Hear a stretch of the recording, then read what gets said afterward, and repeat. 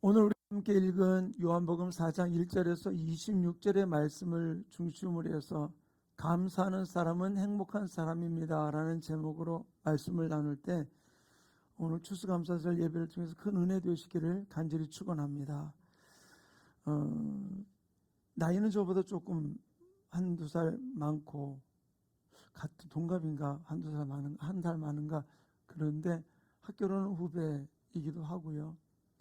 그런데 그 또 한 교회 출신은 아니면서 또 제가 그 목사 안수를 받았던 교회에서 다시 소명을 받아서 거기에 소위로 와 있다가 소대장으로 와 있다가 거기서 이제 신앙생활하면서 다시 소명을 받아서 우리 침신 와서 목회하는 목사님이 한 분이 계세요.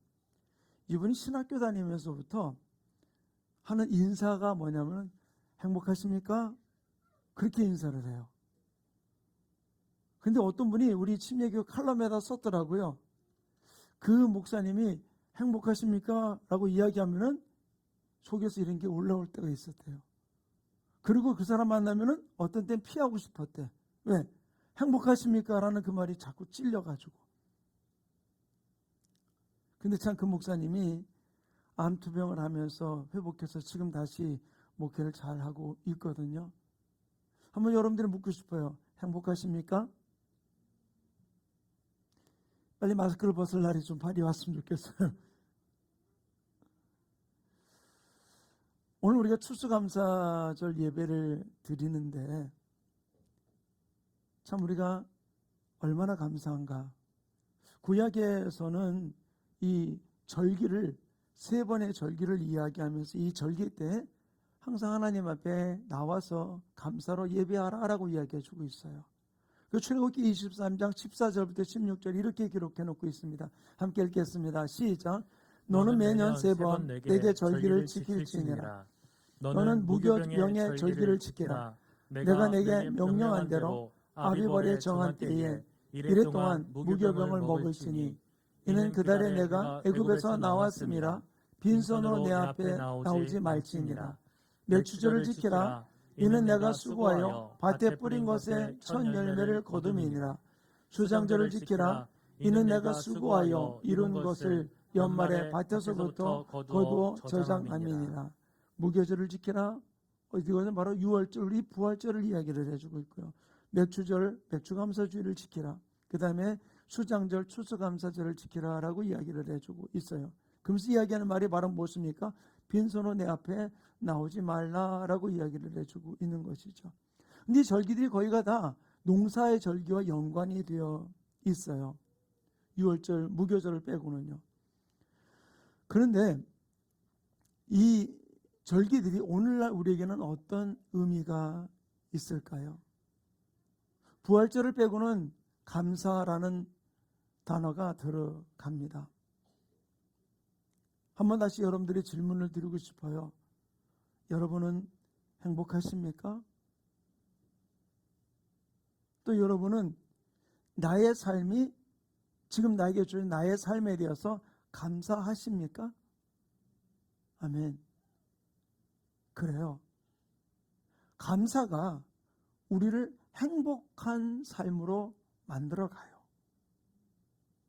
저는 오늘 우리가 추수감사절 예배를 드리면서 오늘 본문이 추수감사절과는 전혀 상관이 없는 본문이에요. 근데 제가 매일 성경을 읽으면서 월요일날 성경을 읽는데 이 말씀이 저를 요한복음 4장에서 확 저를 잡더라고요. 다시 읽어나가려고 그러는데 다음 장으로 넘어가지 못하게 있어서 이 요한복음 4장을 가지고 묵상하는 가운데 하나님이 이 말씀으로 몇 가지 말씀을 금방 바로 설교를 이렇게 허락을 해 주시더라고요. 그런 그 설교 말씀을 계속 묵상하면서 준비하는데 이게 추수감사절 날 내가 이 설교를 해야 될까라고 그러는데 주님이 이 마음을 가지고서 하라고 하는 그런 마음을 주시더라고요. 근데 오늘 이 본문은 어떤 면에서 보면 추수감사절과는 좀 다른 그런 본문인 거는 사실이에요.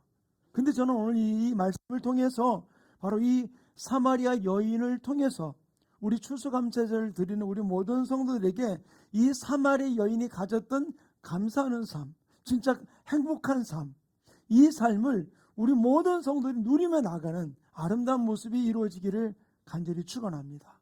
오늘 이 말씀은 이렇게 시작을 하고 있습니다. 우리 3절 4절 말씀을 다시 한번 읽어볼까 함께 읽겠습니다. 시작.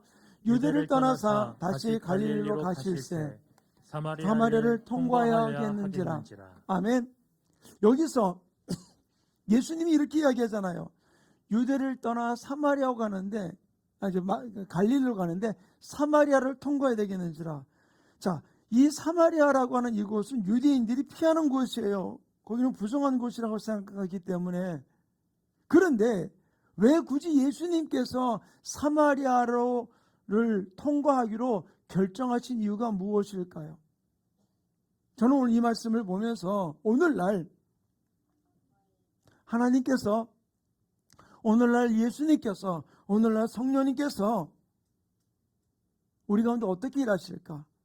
근데 왜 예수님께서 사마리아를 통과하기로 결정하셨을까요? 왜 사마리아를 통과하기 원하셨을까요? 우리가 이 요한복음 4장은 너무 잘 알고 있기 때문에 예수님이 사마리아를 만나기 위해서 가지 않았느냐? 예, 맞아요. 근데 아무도 모르고 있었던 것이죠.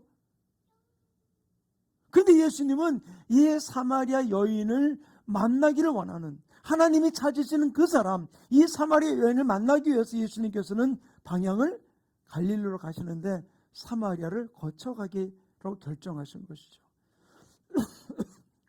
오늘날 하나님께서, 예수님께서, 성령님께서 찾으시는 사람이 있어요.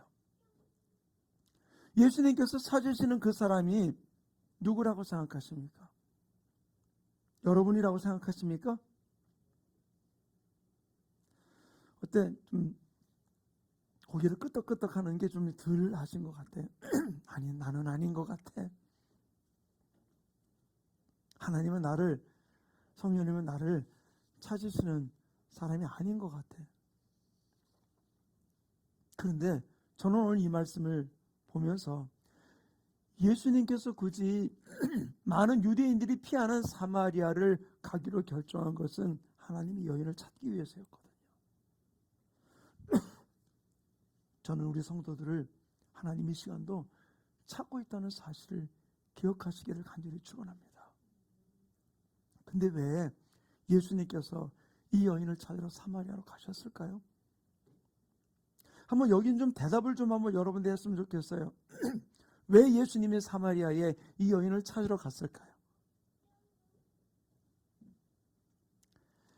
입을 벌려도 제가 알아들을 수도 없고 또 크게 제가 들리기까지 얘기할 분도 없을 것 같아요. 자, 한번 물어보세요. 불쌍해서, 측은해서,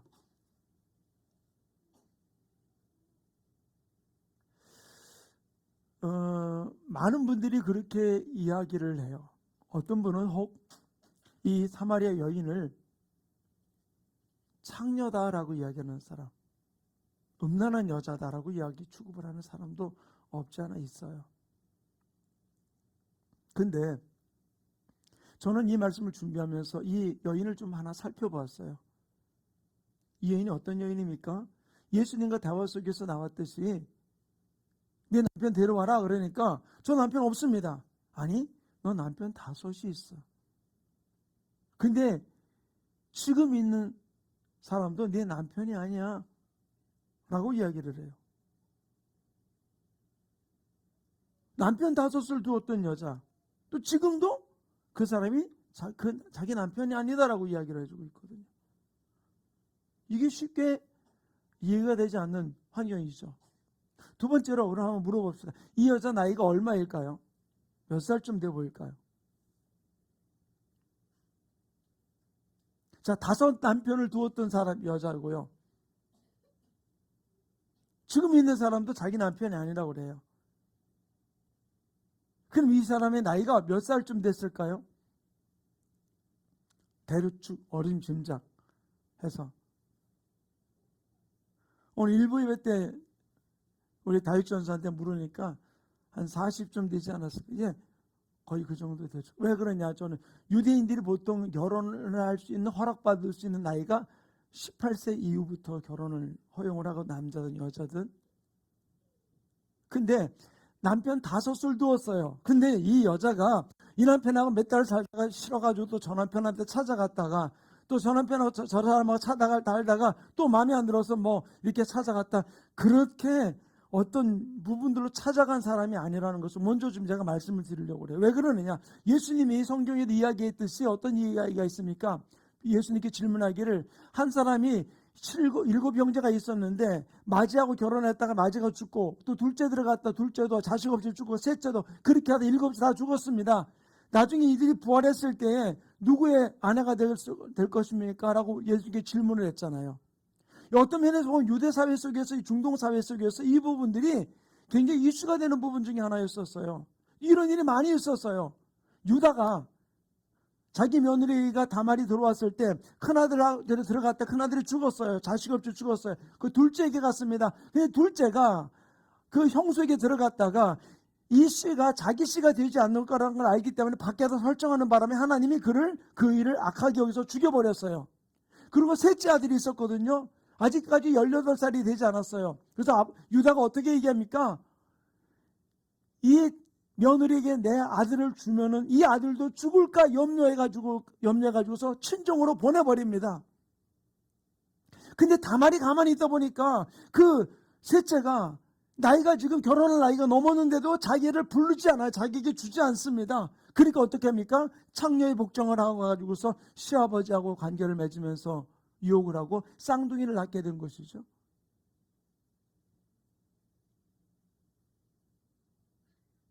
시댁 쪽에서 볼 때는 이 여자는 어떤 여자로 취급되겠어요? 남자 잡아먹는 여자일 수밖에 없는 것이죠. 저는 이 여인이, 사마리아 여인이 어떤 음란한 여자가 아니라 당시 그들가 지켜던 모세 오경을 지켜던 사마리아인들에게서 그 율법대로 큰아들에게 들어갔다 둘째 아들에게 들어갔다 그 다음에 죽으니까 셋째 넷째 다섯째까지 해갖고 지금 있는 자도 내 남편이 아니라는 얘기는 그 막내가 아직 결혼할 18살이 넘지 않았기 때문에 지금 기다리고 있는 그런 상태 속에 있었거든요. 그렇다 보니까 한번 추론적으로 해본다면 한 남자 큰아들한테 들어가서 얼마를 살았을까요? 둘째 아들 모르죠. 근데 혹 1년을 살 수도 있고 3년을 살 수도 있고 또는 4년을 살다 그런 일이 있었을 수도 있을 것이고요. 어쨌든 근데 한번 다섯을 이렇게 추측적으로 해볼 때 3년씩 기본적으로 3년 정도만 평균적으로 살았다고 생각한다면은 다섯 남편 뒀으니까 15년. 그러면 대충 한 30 중반 내지 40 정도 된 나이가 되었던, 그러니까 한 20년의 결혼 생활이 이 여인에게는 있었던 부분들이라고 볼 수 있어요. 근데 이 여자는 음란해가지고서 이렇게 남편 5을 둔 것이 아니라 율법을 따라 살다가 이런 결과를 가져오게 됐던 것이죠. 그러다 보니 이 여인이 20년의 자기의 생활이 어떤 모습이었을까요? 행복했을까요? 감사했을까요? 예수님의 족보에 가장 위에 있는 유다도 자기 두 아들이 죽자마자 다말을 셋째 며느리로 받아들이기보다는 밀어냈던 것이 어떤 면에서 보면 맞는 얘기예요. 그런 마음을 품을 수밖에 없는 부분들이죠. 하나도 아니고 5을 지금 거쳐간 5 형제들을 다 죽고 난 이후에 이 여인의 주변에서 받는 시선들은 어떠했을까요?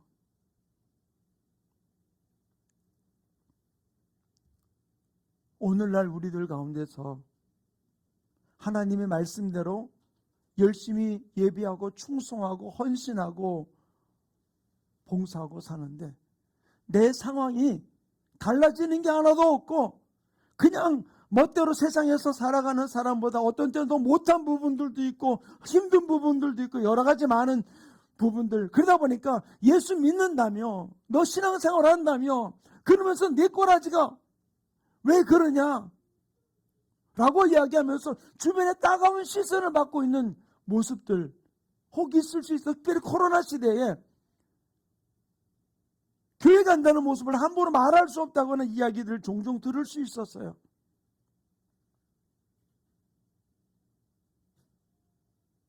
나 교회 가기 때문에 막 그 일 못하겠다라고 이렇게 나온다 그럴 때 그 상사들이 가족 같은 그 직장에 있는 사람들이 어떤 표현을 할까요? 심지어는 지침도 내려온다고 그러더라고요. 신앙생활하면서 교회 가지 말아라. 대면 예배로 드려라. 비대면 예배로 드려라라는 이야기까지 나오는 부분들이 공개적으로 나타났던 부분들도 있어요.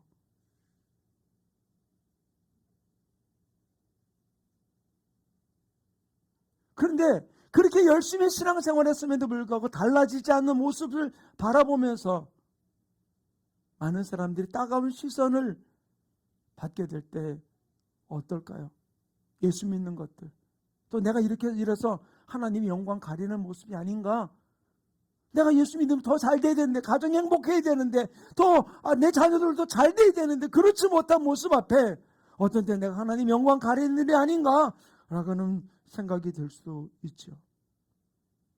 근데 어떤 면에서 이 여인의 상황이 지금 이런 상황이에요. 뭐 때문에 지금 이 자리까지 왔어? 20년 동안의 결혼 생활이 이 자리까지 왔습니까? 말씀대로 사느라고, 율법을 지키느라고. 그러나 그에게 지금 닥치는 것은 따가운 시선, 손가락질.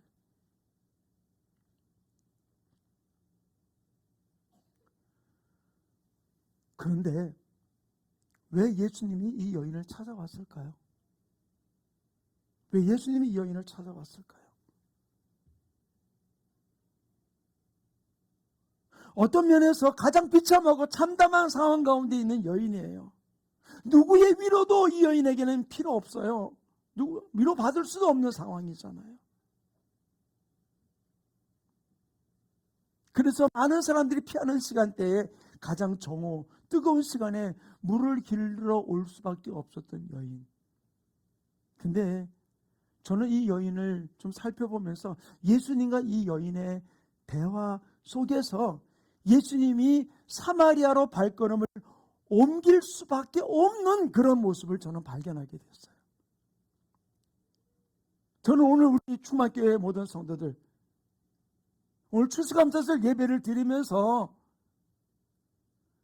진짜 내가 예수 안에서 감사하면서 행복한 사람으로서 달려갈 수 있는 아름다운 모습이 어떤 추수감사절이란 일회성 감사가 아니라 우리의 삶 전반적인 부분들 앞에 어떤 때는 진짜 구겨지고 망가진 삶 속에서도 주님 앞에 감사로 영광 돌리며 진정으로 내가 예수님 때문에 행복한 사람입니다 라고 하는 고백을 할 수 있는 아름다운 일들이 오늘 예배를 통해서 우리의 삶 속에서 이루어지기를 간절히 축원합니다. 저는 이 여인의 모습을 보면서 예수님이 굳이 많은 사람들이 찾지 않는 외면하는 사마리아에 특별히 이 여인을 이름조차도 기록되지 않은 이 여인을 찾기 위해서 간 이유가 바로 이것이구나라는 부분들을 발견했어요. 첫 번째, 우리 4장 19절 말씀을 같이 읽습니다. 함께 읽겠습니다. 시작. 여자가 이르되 주여 내가 보니 선지자로소이다. 이 말을 할 때 예수님이 너 남편 데려와라. 그러니까 나 남편 없습니다. 그러니까 아니 너 남편 5이 있었어. 그렇지만 지금 있는 자도 내 남편 아니야. 라고는 이 이야기, 자기가 숨기고 싶은 이 이야기를 주님이 딱 들춰내는 모습을 보면서 이 여인이 고백한 것이 주여 내가 보니 선지자로소이다 라고 이야기를 해요. 사람의 입에서 나가는 말은 그 마음에 있는 이야기거든요.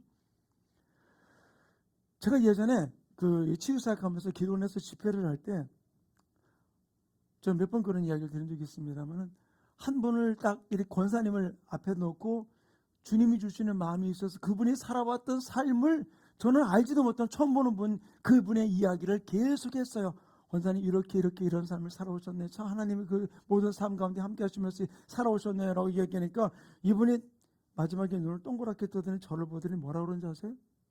목사님 꼭 점쟁이 같네요 그러더라고요. 제가 그 얘기를 듣고 머리를 뒤통수 하는데 맞은 기분이 들더라고요.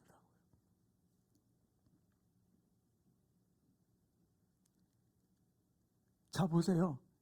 자기 지난날 과거, 숨기고 싶은 그 과거를 이야기하자마자 이 여인의 입에서 나온 말이 무슨 말입니까? 내가 보니 당신은 전쟁입니다가 아니라 내가 보니 당신은 선지자입니다. 이 여인은, 저는 이것을 바라보면서 뭐냐, 이 여인은 지금 무엇을 기다리고 있느냐? 내 삶이 이렇게 왜곡되면 이렇게 힘들고 어렵고 비난받고 손가락질 받는 상황 가운데 있지만은 이 여인의 마음에는 무엇을 기다리고 있었느냐?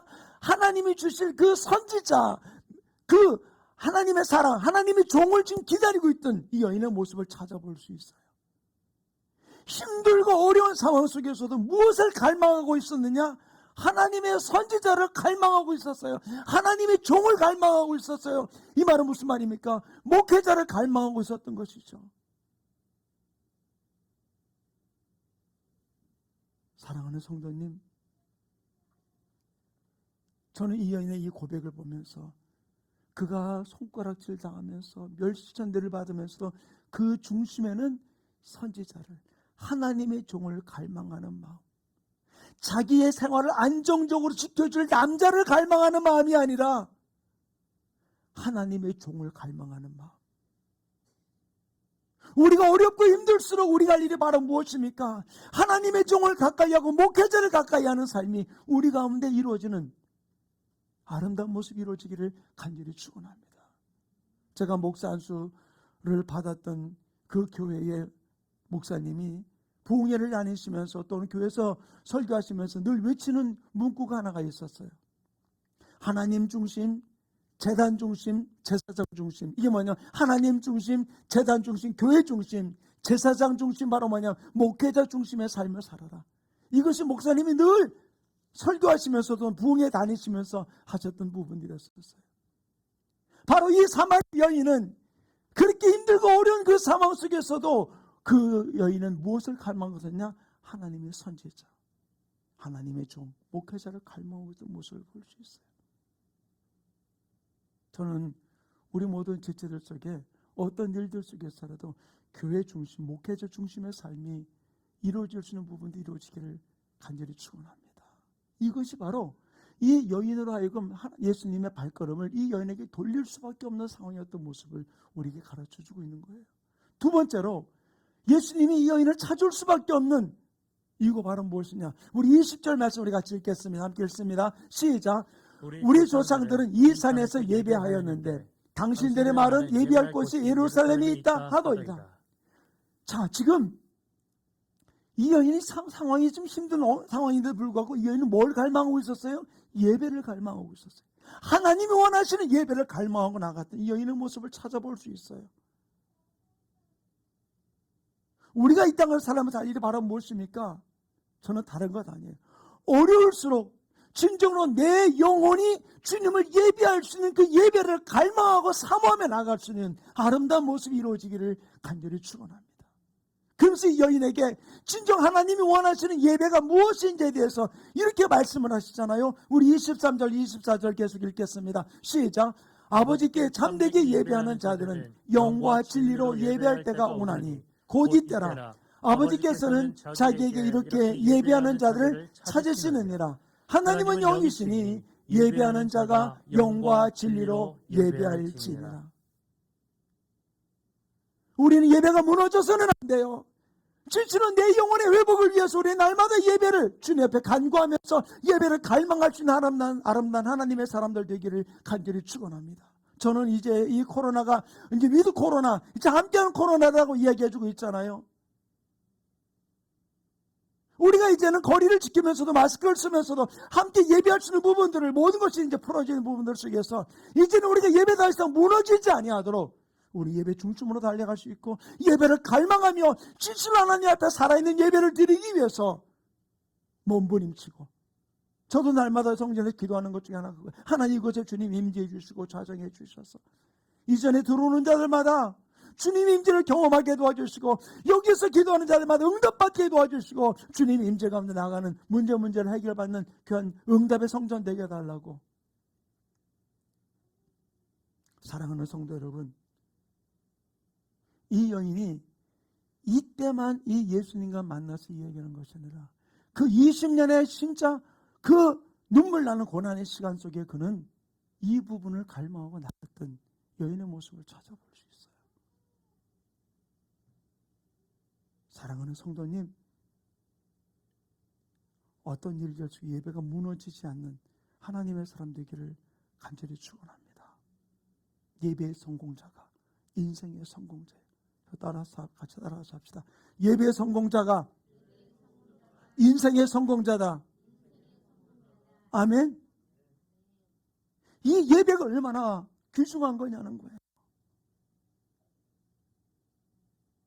예배하며 하나님 앞에 부르짖고 하나님과 함께 할 때 내가 알지 못했던 생각하지 못했던 놀란 일도 하나님 풀어주시게 되거든요. 그러면서 이 여인이 계속해서 예배에 대한 이야기를 하고 난 다음에 바로 예수님 앞에 또다시 얘기하는 것이 바로 무엇입니까? 우리 25절 말씀 함께 읽겠습니다. 25절 시작. 여자가 이르되 메시아 곧 그리스도라는 이가 오실 줄을 내가 아노니 그가 오시면 모든 것을 우리에게 알려주시리이다. 이 여인은 오시마 약속하신 메시아를 갈망하고 있었어요.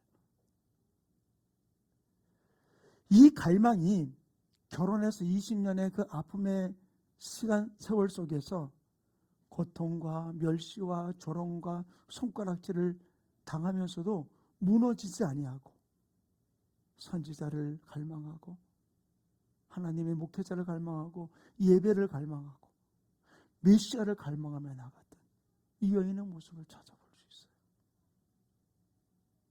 우리가 이 땅을 살아가면서 우리의 삶은 여러 가지 많은 굴곡진 부분들이 있을 수 있어요. 그러나 그 가운데서라도 진실로 주님이 원하시는 선지자를 갈망하고 예배를 갈망하고 오시마 약속하신 메시아를 갈망하고 나아갈 때 우리가 진정 이 땅을 살아가면서 세상의 문제가 나를 엄습하지 못하고 오히려 나를 주님 앞에 감사하면서 행복한 사람으로서 주님 앞에 달려가는 아름다운 삶이 우리 가운데 이루어지게 될 줄로 믿습니다. 이 여인이 메시아에 대한 이야기를 언급할 때 예수님이 이 여인에게 뭐라고 이야기합니까? 우리 26절 같이 읽을까요? 함께 읽습니다. 시작. 예수께서 이르시되 내게 말하는 내가 그라 하시니라.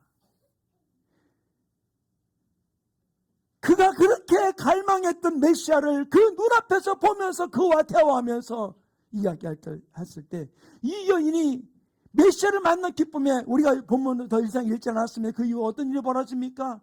물동이를 내버려 두고 그 사마리아 성에 들어가서 나의 모든 것을 다 아는 이 메시아 내가 만났으니까 와보라고 그들 가운데 이야기하고 그 사마리아 사람들을 예수님께 다 데리고 와가지고 예수님 말씀을 듣고 또 사마리아 사람들은 뭐라고 얘기합니까?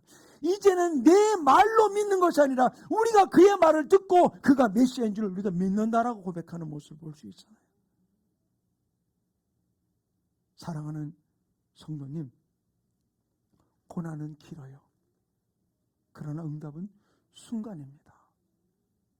이 여인은 20년이라는 세월, 우리가 대충 계산한 기간이 있지만 더 길 수도 있는, 그러나 20년이라는 기간 동안 그는 온갖 수모와 손가락질과 별별 이야기를 다 듣는 가운데서라도 이 여인 안에서 하나님의 말씀을 붙들고 선지자를 갈망하고 예배를 갈망하고 오시마 약속하신 메시아를 갈망하고 나갔을 때에 오히려 그 모든 일들이 그를 주님을 향해 갈망하는 예배를 갈망하고 선지자를 갈망하는 그 일을 꺾어놓을 수 없었고 끝까지 그 자리에 왔음에도 불구하고 주님을 찾고 구할 때 바로 예수님이 그 앞에서 내가 바로 그다 라고 이야기하면서 주님을 만난 놀란 기적을 경험하게 되었던 모습을 볼 수 있어요. 사랑하는 충만교회 성도님, 오늘날 우리 사회가 이 땅에 지금 어느 자리에 가서 내가 예수 믿는다고 나는 교회 다닌다고 당당하게 이야기하는 것을 주저하게 만드는 일들이 있어요. 어떤 때는 예수 믿는다는 이유 때문에 또 교회 가서 열심을 내며 순종한다는 이유 때문에 교회 가서 예배하며 주님을 찬양하고 헌신한다는 이유 때문에 어떤 때는 비난과 멸시를 받는 손가락질을 받는 일들도 있어요.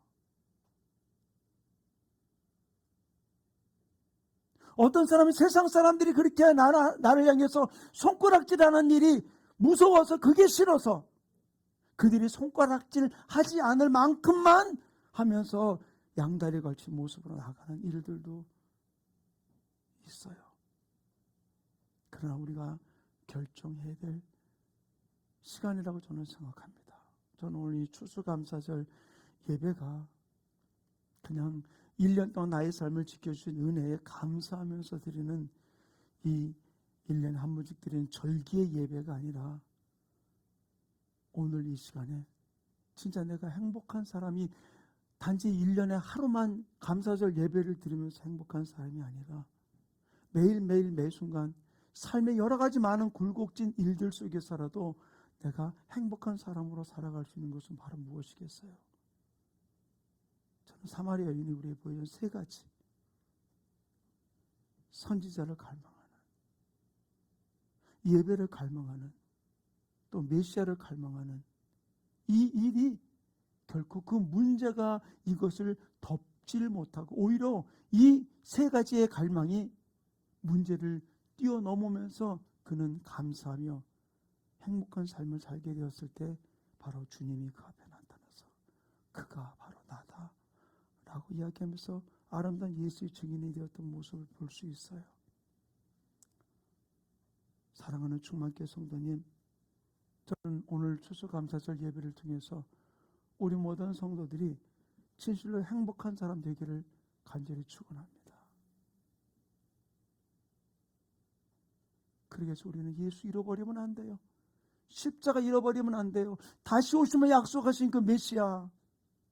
어제 강사님도 참 많은 일들을 겪으면서 그분이 마지막 얘기하는 이야기 속에 저 멀리 우리를 두 팔 벌리고서 기다리고 계시는 그 주님을 바라보면서 나아가자라고 이야기하는 그 모습을 바라보면서 우리 안에서 이 메시아 다시 오실 주님을 갈망하는 사람, 예배를 갈망하는 사람은 삶의 여러 가지 일들이 결코 문제가 아니에요. 그것을 뛰어넘고 주님 앞에 나아가는 역사가 일어나게 될 줄로 믿습니다. 아까 우리 송전사님이 우리 찬양팀과 함께 불렀던 이 행복이라는 찬양, 저는 이 찬양 가사가 좀 오늘 우리 말씀하고 좀 맞는 부분들이 있어서 다시 한번 좀 고백하며 부르기를 원해요. 화려하지 않아도 정결하게 사는 삶, 가진 것이 적어도 감사하며 사는 삶, 내게 주신 작은 힘 나눠주며 사는 삶, 이것이 나의 삶의 행복이라오. 눈물 날 일 많지만 기도할 수 있는 것, 억울한 일 많으나 주를 위해 참는 것, 비록 짧은 작은 삶 주 뜻대로 사는 것, 이것이 나의 행복이라오. 우리 찬양, 우리 가사를 생각하면서 주님 앞에 다시 올려드리면서 우리 스스로에게 내가 행복하십니까?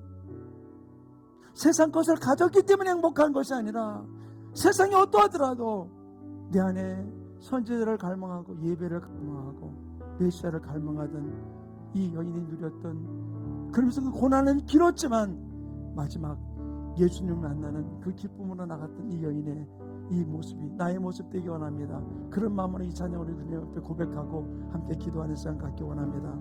화려하지 않아도 하지 않아도 정결하게 사는 삶, 가진 것이 적어도 감사하며 사는 삶, 내게 주신 작은 힘 나눠주며 사는 삶, 이것이 나의 삶의 행복. 우리 다시 한번 고백할까요? 화려하지 않아도 화려하지 않아도 정결하게 사는 삶, 가진 것이 적어도 감사하며 사는 삶, 내게 주신 작은 힘 나눠주며 사는 삶, 이것이 나의 삶의 우리 2절로 고백합니다. 눈물 날 일 많지만 일 많지만 기도할 수 있는 것 억울한 일 많으나 주를 위해 참는 것 비록 짧은 작은 삶 주 뜻대로 사는 것 이것이 나의 삶의 행복이라 이것이 행복입니다. 이것이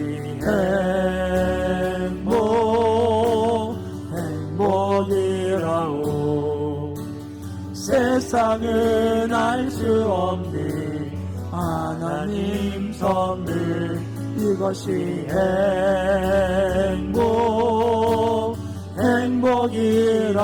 행복이라오 하나님의 자녀로 살아가는 것 이것이 이것이 행복입니다. 주님 안에 이 행복 누리기 바랍니다. 이것이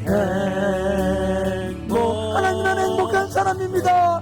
예수님 때문에 매일매일 감사하며 삶이 어떠함에 흔들리지 아니하고 주님 때문에 감사하며 행복한 사람입니다.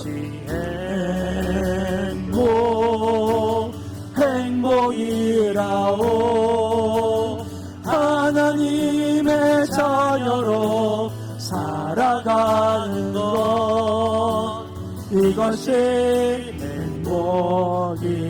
행복이라오 우리 조용하게 머리 숙이십시다. 한번 여러분 스스로 여러분 자신에게 좀 대답을 한번 해보세요. 내 삶은 행복한가? 나는 행복한 사람인가? 행복하다면은 무엇 때문에 나는 행복한 사람인가?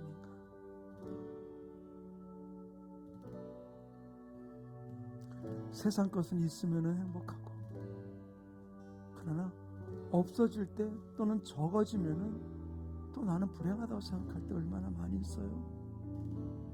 사마리아 여인은 20년의 세월 동안 처절한 고통과 비난과 조롱과 손가락질을 당했음에도 불구하고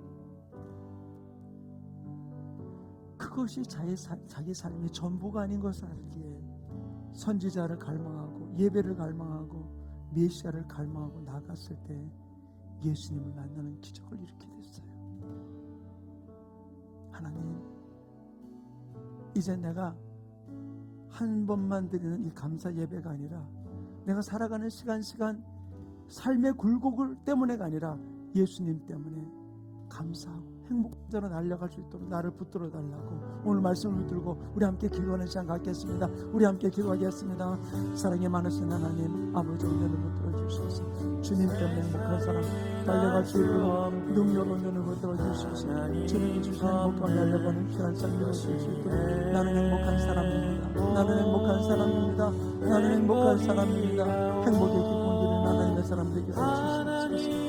나는 행복한 사람으로 고백하며 달려갈 수 있도록 성령님, 나는 내 환경을 바라봄이 아니라 주님 때문에 행복한 사람임을 고백합니다. 나는 행복한 사람입니다. 와라팔레스 켈레켈레켈레켈레스 할렐루야 들어주시옵소서. 행복한 사람입니다.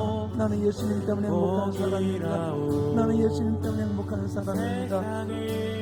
주님이 주신 행복 가운데 주님이 주신 달려가는 귀한 삶이 이루어질 수 있도록 능력을 붙들어주시고 주님의 기쁨 나아가는 귀한 삶이 이루어지게 능력을 인도해주시고 축복해주시고 역사해 주셔서 주님과 함께 달려가는 귀한 삶이 이루어지게 성령님 아버지 세상에 어떠한 게 아니라 변함이 없는 예수 변함이 없는 십자가 때문에 행복한 하나님의 사람들에게 축복해 주시옵소서. 우리 가슴에다 손을 대고 기도합시다. 하나님 아버지, 내 마음에 삶의 굴곡진 일들 앞에 원망과 쓴뿌리와 좌절이 아닌 세상의 어떤 것으로도 빼앗길 수 없는 예수 십자가 붙들고 아버지 하나님 예배를 갈망하고 선지자를 갈망하고 메시아를 갈망하며 달려가는 하나님의 사람들 되게 축복해 주시옵소서. 내 마음에 가라지를 뿌리며 하나님을 고백하지 못하게, 예배를 고백하지 못하게, 선지자를 고백하고 예배 목회자 중심으로 살지 못하게, 메시아를 갈망하지 못하게 방해는 두루마기 사탄 귀신은 나사렛 예수님을 줄저가 명하는 모든 묶을 풀고 떠나가고 하나님 예수로 충만한 예수님 때문에 행복한 하나님의 사람들 되게 축복해 주시옵소서. 내가 너에게 주는 평안은 세상에 주는 것 같지 않다 말씀하신 주님의 평안이 우리 모든 지체들 속에 넘쳐나게 축복해 주시옵소서. 평안할지어다, 평안할지어다. 성령님 주님의 평안으로 충만케 없소서. 예수님의 이름으로 기도했습니다. 아멘.